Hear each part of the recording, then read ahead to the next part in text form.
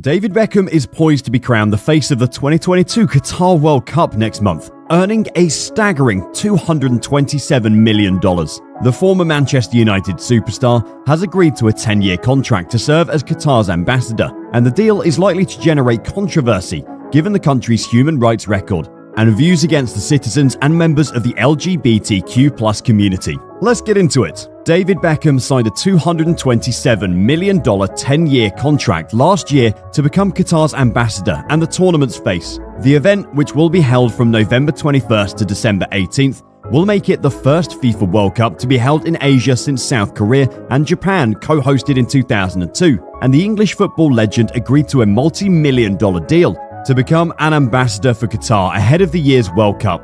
But there's a lot of controversy surrounding this deal. The idea to award Qatar the hosting rights of the 2022 World Cup was met with criticism, which has raised a number of questions and disputes about both Qatar's eligibility as a receiving country and the fairness of the FIFA bidding process. Aside from that, FIFA, the world governing body of football on the other side, is currently under fire for proposing to hold a World Cup competition every 2 years rather than every 4 years. But let's talk about Qatar's eligibility first. A number of media sources, athletic experts, and human rights organizations criticized the event, citing issues such as Qatar's lack of footballer history, the climate condition, the high estimated cost, and Qatar's bad record on human rights. Several allegations of bribery have been leveled against the Qatar bid committee and FIFA members and officials which made FIFA members, notably Theo Zanziger and ex-president Sepp Blatter, state that awarding the tournament to Qatar was a mistake. Also, Lisa Klaveness, who happened to be the head of the Norwegian Football Federation,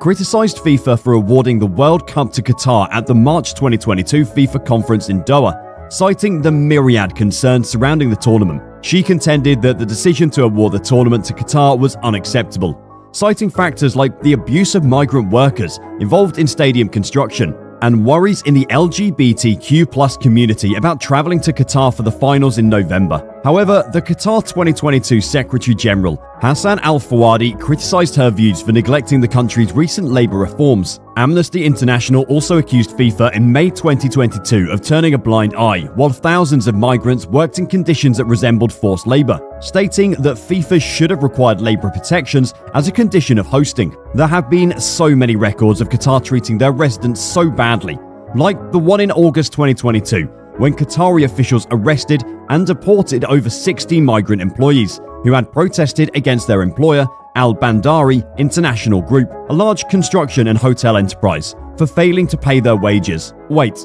when did protesting become a crime? Some of the protesters, who'd not been paid for 7 months, came from Nepal, Bangladesh, India, Egypt, and the Philippines. But Qatar's Labour Ministry said they will take additional measures against the company, which was already being investigated for failing to pay wages, but nothing was done. Also, a poll was carried out in September 2022, and it resulted that almost 17,000 football fans from 15 countries are against FIFA for supporting Qatar despite the human rights breaches. FIFA responded with a statement lauding Qatar's migrant worker policies. FIFA will continue its efforts to enable remediation for workers who may have been adversely impacted concerning FIFA World Cup-related work following its human rights policy and responsibilities under relevant international standards. According to the US Department of State, the study on human rights violations in Qatar shows there are considerable limits on free expression, reports of forced labor, and deep gender discrimination in the country. And to back this up, Rothna Begum, senior women's rights researcher at advocacy group Human Rights Watch, also expressed her disappointment. In her words, celebrities who are paid to promote the Qatari state and who believe themselves to be pro-women and pro-rights women should take advantage of the opportunity and access to individuals in positions of power to inquire about what is going on. Also, following the release of Denmark's toned-down uniforms for the tournament on September 28, 2022, one of the kits released was recorded to contain a black alternate jersey that signifies the hue of sadness, referring to a dispute between Hummel and World Cup organizers in Qatar, in which Hummel alleged that thousands of migrant laborers were killed during the venue construction. How can a country with such a record still host the World Cup? It's so wrong, because when the human right of a country is being tampered with, then it's against what FIFA stands for. We can go on and on. But how does all of this concern David Beckham? The former England captain is being criticised by human rights activists for accepting a $227 million deal with Qatar to serve as an ambassador for the 2022 World Cup.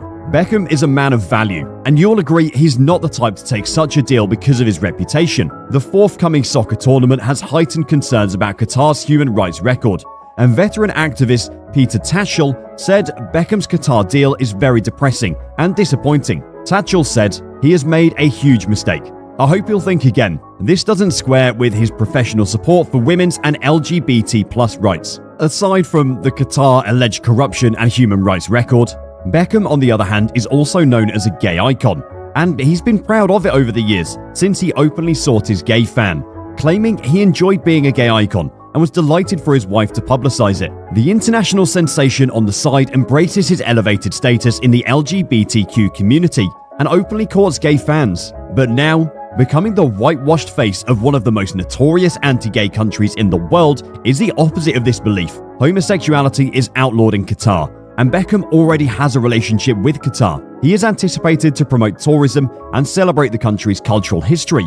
But how does he intend to succeed with this conflicting stance? In Qatar, homosexual actions between consenting men are punishable by up to 5 years in prison. As it is, he's already spent time in Qatar, flying into Doha to spend 7 days visiting dignitaries and touring stadiums ahead of the event in just over a year.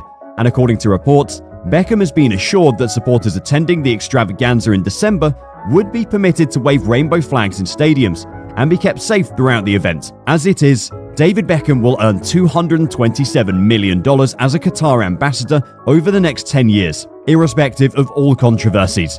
David believes in Qatar's dedication to the improvement of soccer and that the World Cup, the Arab world's first, can impact tremendous positive change. According to a source, he strongly believes in the power of football to bridge differences, but crucially, has seen the progress on issues that matter. By signing David, the hope is more Westerners will be encouraged to see its beautiful beaches, vast expanses of dunes, and incredible skyscrapers. A former LA Galaxy midfielder spokesperson also explained, "David has always talked about the power of football as a force for good on many levels. As we reach the 1 year to go point, he will join the wider football community that's coming together for the 2022 World Cup, and he's looking forward to what he thinks will be a great tournament." Beckham believes he could help Qatar turn the world of soccer around. In case you don't know, he's a right winger known for his passing range, crossing ability, and bending free kicks. He has been acclaimed as one of the finest and most identifiable midfielders of his era, as well as one of the best set-piece players of all time.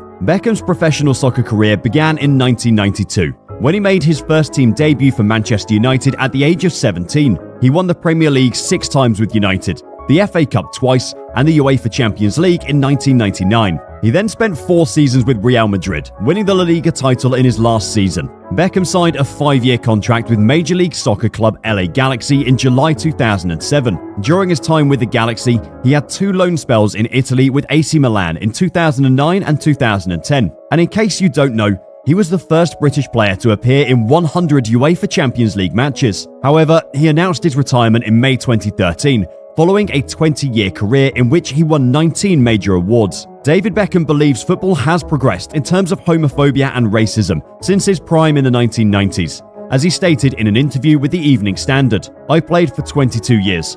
I saw a lot of racism and homophobia, and I do think it has changed." Beckham expressed his thoughts on Blackpool player Jake Daniels coming out as gay. The 17-year-old is the first active English male professional to come out as gay since Justin Fashnuer 32 years ago, and his openness has triggered a flood of headlines and admiration. Beckham said, "It's a shame that when someone does come out, it's such a strange thing. It shouldn't be. At the end of the day, there will be a huge amount of gay people in sports, and why should they be any different from anyone else?" David Beckham's comments come after he signed the reported $227 million deal to become the face of Qatar, ahead of it hosting the 2022 World Cup. Despite Qatar's strident anti-LGBTQ+ stance and a history of human rights violations, Beckham's decision to promote a homophobic and sexist regime like Qatar comes as a big shock. And yeah, a lot of people believe David Beckham accepted the post for economic benefits and not values. Thanks for watching.